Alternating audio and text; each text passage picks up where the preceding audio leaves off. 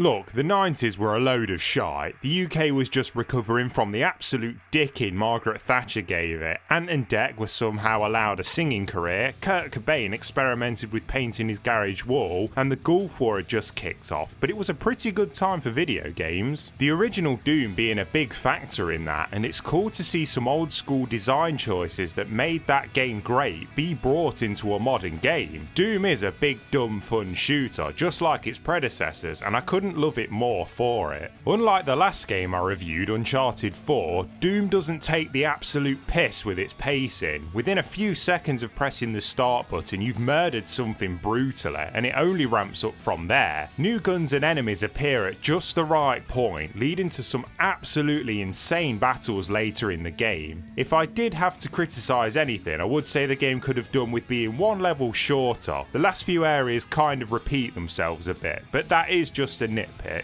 The levels themselves are all huge, with lots of different secrets to find, such as suit upgrades, weapon upgrades, and even old Doom levels within the levels, levelception if you will. I could have lived without the suit and weapon upgrades, they just feel like a modern trend put in the game, but then there would be no secrets to find. It's never a ball ache to find out where you need to go, but the levels often tempt you to go off the beaten path, which shows how well the maps are designed. It can be obvious when you're about to enter a fight, because you'll all of a sudden stumble on an arena with lots of platforms, boost jumps and power-ups, but Doom's combat is so good you'll welcome the sight. It's fast, brutal and pretty challenging. If you're not constantly mobile, you'll be dead in seconds. Ammo is pretty limited, which annoyed me at first, but it does encourage you to use all the weapons at your disposal. Each one has a primary and 2 secondary fires, which you can switch out on the fly if you found the upgrades. The weapons do feel powerful for the most part, the starting shotgun not so much. Even when you're point blank, some enemies take way too many shots to even stun, never mind kill, and some of the later game enemies lean a bit on the bullet sponge side. The glory kills, which were a point of controversy when the game was revealed, are pretty much necessary, since they give you health. On the odd occasion I was left open to be attacked right after the animation had finished, but nothing that got me killed. The constant 60 frames a second, as well as the incredible enemy animations, makes the combat feel so smooth, even on a controller.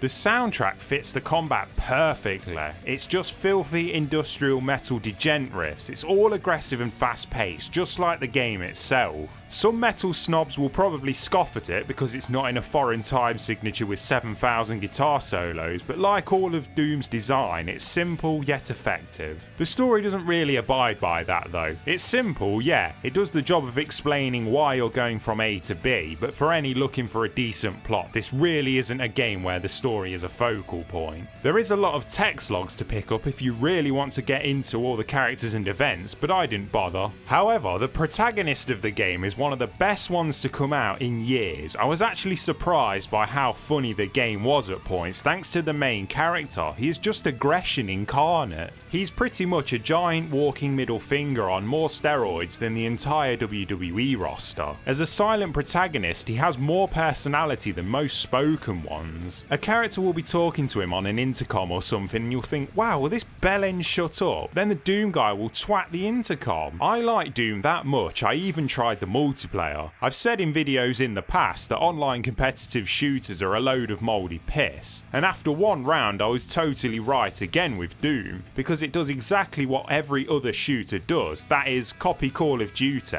Tiny maps, no cohesion, no twat plays for the objective, just a chaotic mess of people running around aimlessly and getting shot from behind. Not to mention the ridiculously unbalanced demon power-ups. So then I moved on to Snap Map, the mode which allows you to create and play co-op or single player maps. It's early days still, but I tried out a music creator and a mission someone had created. It was stupidly laggy in co-op. This will probably be fixed in the future, as well as more creative stuff being uploaded, so I look forward to what this mode brings. All in all then, Doom is totally worth your time. If you're into chaotic shithead multiplayer, then there's even more value for you there. It goes to show that you don't really need to innovate if you're the best in your field, and as a single player shooter, Doom without a doubt is.